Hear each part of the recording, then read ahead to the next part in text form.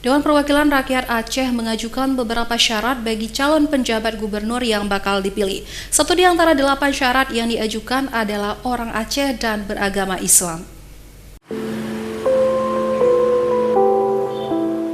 Menentukan penggantian posisi gubernur yang masih kosong hingga saat ini, Dewan Perwakilan Rakyat Aceh mengajukan beberapa syarat bagi calon pejabat gubernur yang bakal dipilih Presiden Republik Indonesia nantinya.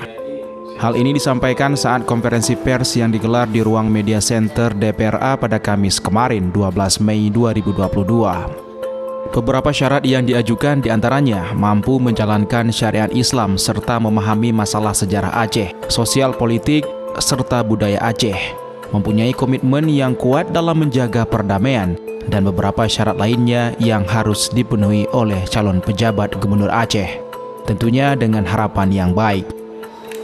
Orang Aceh beragama Islam dan mampu menjalankan syariat Islam serta memahami masalah Aceh, baik sejarah, sosial, politik, kearifan lokal, dan budaya Aceh.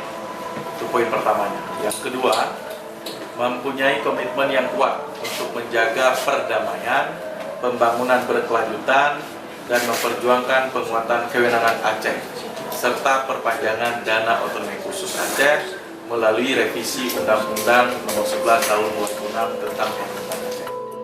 Sementara itu, DPRA belum mengantongi nama-nama siapa calon pejabat gubernur yang akan dipilih nantinya.